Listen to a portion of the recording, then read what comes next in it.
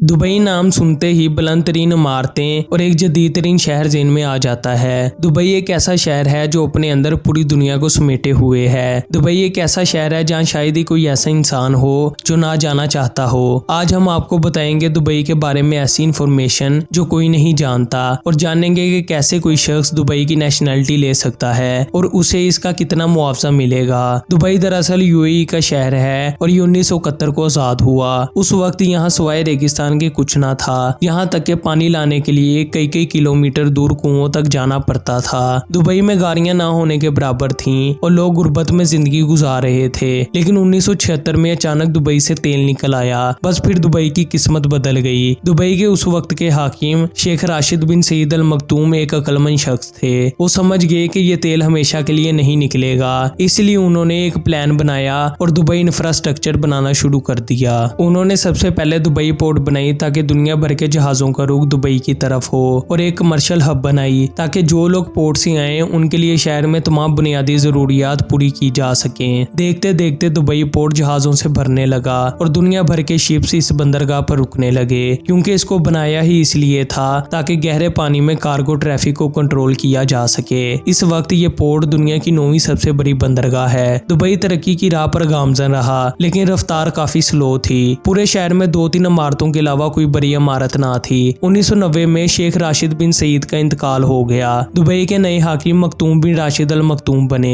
ये 2005 तक जिंदा रहे। इनके दौर में दुबई ने काफी तरक्की की और शहर में काफी ऊंची इमारतें और अच्छा लाइफस्टाइल नजर आने लगा। लेकिन उनके वफात पाते ही शेख मोहम्मद बिन राशिद अल मखदूम रूलर बन गए। अब दुबई का सुनहरी दौर शुरू हो गया। शेख मोहम्मद बिन राशिद ने अपने वालिद और भाई के विजन पर काम करना शुरू कर दिया। शेख मोहम्मद बिन राशिद का मानना था कि दुबई को दुनिया का मरकज बनाना है तो वो कुछ करना होगा जो पूरी दुनिया के पास ना हो। ये सोचकर उन्होंने दुनिया की सबसे बुलंद तरीन इमारत बुर्ज खलीफा बनाई और बिजनेस टाइकून्स को घेरा और इन्वेस्टमेंट के सस्ते प्लान दिए। अब दुनिया भर के बिजनेसमैन दुबई की तरफ दौड़े। आज देखा जाए तो पूरी दुनिया के ब्रांड्स की ब्रांचेस दुबई में हैं। अब सबसे बड़ा काम था इन इन्वेस्टर्स को प्रोटेक्शन देना। शेख मोहम्मद बिन राशिद ने दुनिया की सबसे जदीद पुलिस फोर्स बनाई और उन्हें जदीद असला और सिक्योरिटी फीचर्स दिए। इसके साथ उन्होंने बेंटले, फरारी, रोल्स रॉयस और लैम्बोर्गिनी जैसी सुपर कार्स पुलिस को दी ताकि वो जल्द से जल्द मुजरिम को पकड़ सकें। अब देखा जाए तो दुबई दुनिया का तीसरा सबसे सिक्योर सिटी है, जहां खवातीन अकेले कहीं भी किसी भी वक्त जा सकती हैं और क्राइम रेट बिल्कुल सिफर है। शेख मोहम्मद बिन राशिद से एक सहाफी ने 2011 में पूछा कि दुबई को आप कैसे दुनिया का सबसे मुनफरिद शहर बनाएंगे, जबकि दुबई के मुकाबले में न्यूयॉर्क, लंदन और टोक्यो जैसे शहर मौजूद हैं। तब मोहम्मद बिन राशिद ने कहा कि मैं दुबई को एक ऐसा शहर बना दूंगा जिसे कोई शख्स अपने ख्यालात में भी नहीं सोच सकता। इसके बाद उन्होंने दुबई की डेवलपमेंट तेज कर दी और पाम जुमीरा जैसे इंसान का बनाया आइलैंड बना लिया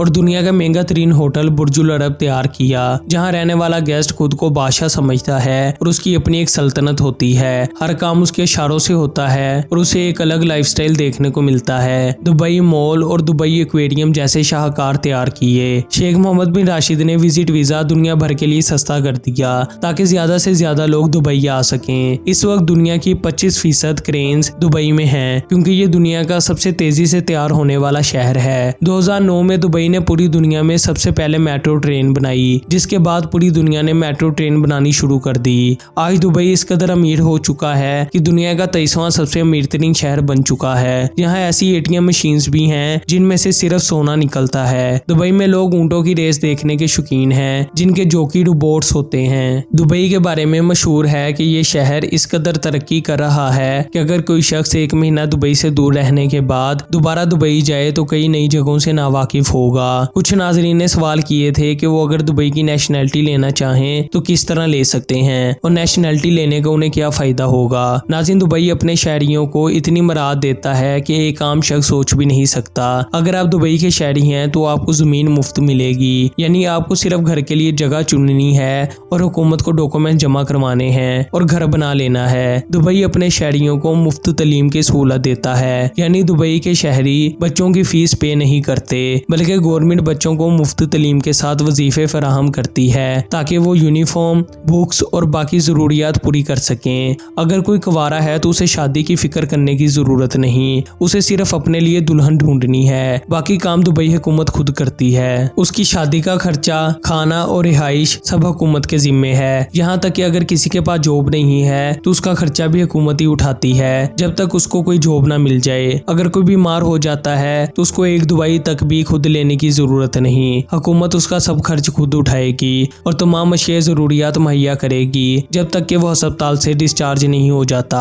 यहाँ तक कि अगर कोई बच्चा पैदा भी होता है तो उसका भी कोई खर्चा वालिदैन नहीं उठाते। उस बच्चे की अस्पताल की फीस और 2 साल तक तमाम जरूरी चीजें, कपड़े, कंबल, दवाइयाँ और दूध वगैरह हुकूमत ही देती है। अगर दुबई का कोई शहरी मर जाता है तब भी उसकी आखिरी रसूमात का खर्चा हुकूमत के जिम्मे होता है। हुकूमत उस शहरी के वारसान को जरूरत की तमाम चीजें और पैसे भेज देती है। दुबई के बारे में एक हैरानकुन बात यह है कि दुबई में जहाँ बाकी सरकारी ओहदे हैं वहाँ मिनिस्ट्री ऑफ हैप्पीनेस भी है, यानी वजारत बराए हंसी मजाक। उस वजीर का काम होता है ऐसे मंसूबे लाना जिससे वहाँ की अवाम खुश भी हो जाए और हैरान भी। हाल ही में वजीर सेहत ने एक बयान दिया कि दुबई के लोग मोटे होते जा रहे हैं जिसकी वजह से उनकी सेहत पर काफी बुरे असरात मुरतब हो रहे हैं। जब ये हंसी मजाक वाले वजीर ने सुना तो उसने एक बहुत हैरानकुन ऐलान कर दिया। उनका कहना था कि अब दुबई का जो शहरी अपने वजन में से 2 किलो वजन कम करेगा उसे 2 ग्राम सोना दिया जाएगा। दुबई के शहरियों को कोई टैक्स नहीं देना पड़ता और न ही वहाँ के लोग पानी और बिजली का बिल भरते हैं। सब कुछ हुकूमत की तरफ से फ्री मुहैया किया जाता है। दुबई हुकूमत अपने शहरियों को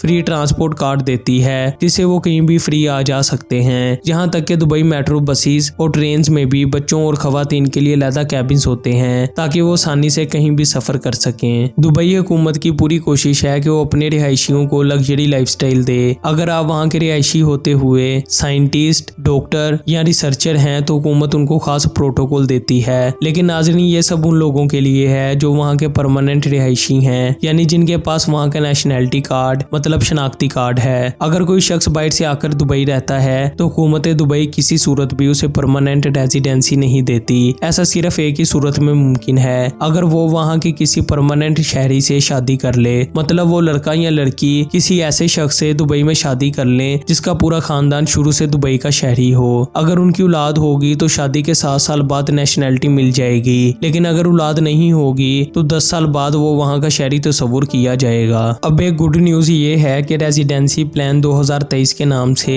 दुबई ने 2023 के लिए कानून साजी की है जिसके जरिए ये लोग दुबई में शहरियत हासिल कर सकते हैं। फॉरेन इन्वेस्टर्स जो भारी इन्वेस्टमेंट लेकर आए और दुबई को इससे फायदा हो। डॉक्टर्स या साइंटिस्ट नेशनैलिटी ले सकते हैं जिनके पास 10 साल से ज्यादा का तजर्बा हो। इन्वेस्टर्स जिन्होंने कोई बड़ी चीज इन्वेंट की हो, या ऐसे लोग जो क्रिएटिव स्किल्स वाले हों और उन्हें कम से कम एक इंटरनेशनल अवार्ड मिल चुका हो। दुबई हुकूमत इनका इम्तिहान लेगी और अहल पाकर इन्हें नेशनैलिटी दे दी जाएगी। यहाँ 2 लोगों का भी जिक्र किया गया है जो दोहरी शहरियत रख सकते हैं, मतलब एक अपने बाई मुल्क की, दूसरा दुबई की। पहले वो लोग जिनको शेख मोहम्मद बिन राशिद अल मखतूम की तरफ से इजाजत मिली हो, दूसरा वो लोग जिनको दुबई में रहते 30 साल से ज्यादा का अरसा हो गया हो और वो अपने काम में भी माहिर हों। यकीनन अब आप समझ चुके होंगे कि किस तरह दुबई की शहरियत हासिल कर सकते हैं। वीडियो पसंद आई हो तो लाइक जरूर कर दें और चैनल को सब्सक्राइब कर दें और बेल आइकन पर क्लिक कर दें ताकि आपको मजीद ऐसी इंफॉर्मेटिव वीडियोस मिलते रहें। मुलाकात होगी अगली वीडियो के साथ, तब तक के लिए अल्लाह हाफिज।